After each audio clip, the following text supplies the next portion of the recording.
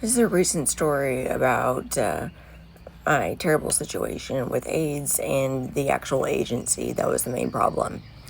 So, at first, I was just getting respite hours from this company. The girls were great. They were helping me just like make my homemade cleaning and laundry supplies, which I love to do.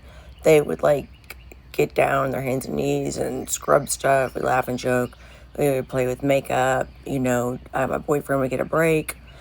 These girls were awesome, right? Because they were there for respite. I had another agency that was supposed to provide my like daytime hours. Now that company sent in one girl one time for one day. She said there was nothing wrong with me, but I live in an area that's like a big area with a lot of different cities in it. They're all interconnected, but I live in like a rural area that a lot of people don't want to drive to. And she has 5 kids, and of course, no like present father, which is common amongst caregivers. I'm not sure why. I think that's why a lot of them do the job.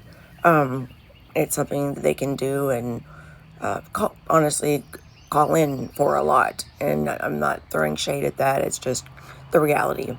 But she said she couldn't do it because it made her too late to pick up her daughter in a town like leaving at rush hour, leaving at 5, or even 4, takes 45, minutes to an hour or more to get there. And then they had 2 other girls that were supposed to start, and the girls had excuses already before they even came to meet me. So I dropped them and go with the other company full time, right? So they start sending out girls, different girls, which is like every single day, and their girls couldn't take me anywhere. I'm used to them not being able to take me to medical appointments, but they couldn't take me anywhere at all. And I've recently found an agency starting in June that will take me to other places besides medical. We'll see how that goes. Back to the story. So, um, one of the aides one day told me, like, you look like a hot mama today. You look different. Took it as a compliment, obviously.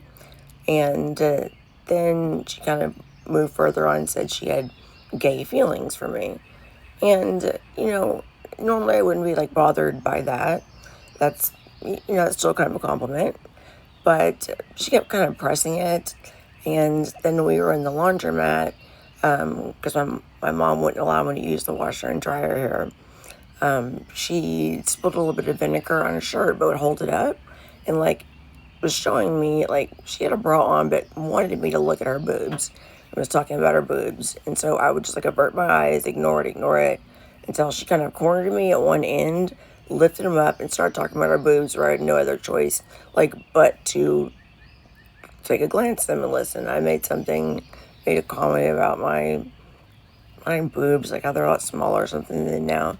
And she lifted up my shirt, looked at him, and just made a comment and put the shirt back down.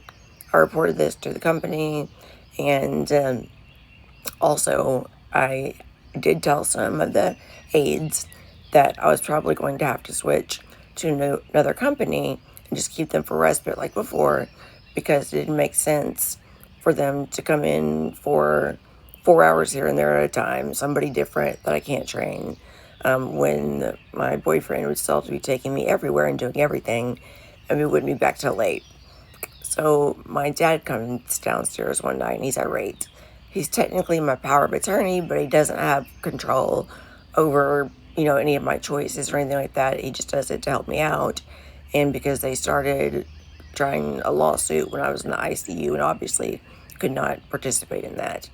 So they called him and he said, sorry, lips in my teeth, that they had 5 different aides reporting that I was bad-mouthing the company, that I was soliciting them to go to other agencies, and that my boyfriend was like yelling too much. That was true at the time. He was. The only part about the boyfriend thing. But I never badmouthed the company. In fact, I said good things about it. I may have said that the other company couldn't staff me. That's it. So my parents, knowing how crappy these companies are, believed them and kicked my boyfriend out. And I can't live alone with my parents. They don't take care of me very well.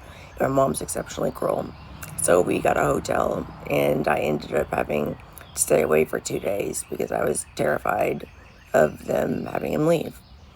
Anyway, long story short, I called the lady up there and talked to her myself. I guess it was like on her personal line. She was extremely condescending, rude, yelling over me, claiming, I have reports from 5 different girls who didn't even talk to each other. And I have recorded phone calls of where I told you specifically that we do not drive you to other appointments. And I was like, okay. I was like, can I see these reports? Can I hear the voicemails? I don't have to show you anything. Now, if they had that stuff and that were true, they could have dropped me right then, and you better believe they would have. Suddenly after that, they stopped being able to staff me. I would continue to ask their manager or the owner to call me. Oh, we'll call you. Nope. So I went up there. I recorded everything because you're allowed to in my state. It's a one-party state. You can record without knowledge. And the first times I went up there, they would hide from me. I'd have to talk to my scheduler, and they would all go into the back, everyone in the office, and shut the door. So I asked to talk to their, their HR person. She said she doesn't handle stuff like this and claimed that the COO of the company told the girl not to staff me. So I was like, okay. Asked for a call from the manager at least. Never got that call. Go up there. The manager's there. Just roll up on her. We have a 2-hour conversation where she looks at my notes and my records and says that there's nothing bad written about me, no complaints. She's never heard of this stuff. And the police did call her, but that she only told them what she had to, which is really weird. You'd think she'd want to discuss that with me, kind of brush it underneath the table. But assured me that she would talk to her employees, said a COO would never get involved in, like, caregivers situations. They're way above that, and she's known the guy for over 15 years, and said that was a lie. Said she'd call me back on Monday after she spoke with her employees. Thought it was going to be really helpful, right? Doesn't call me Monday, doesn't call me on Tuesday. So I call her on Wednesday, and I already knew their tactic, because if a company claims they can't staff you in what is supposed to be like a month, then they can drop you. If they claim they can't, oh, they're sending me girls left and right. I knew that that's what they were trying to do. And she was very cold, and she said, I didn't realize that on the day you came up there, you'd already been discharged because we couldn't staff you. And I mean, I was mind blown, and I don't know what to do. If I had the money and the time, I would 100% take this company to court, ask them to bring up those records, which they could falsify, and I could have them tested.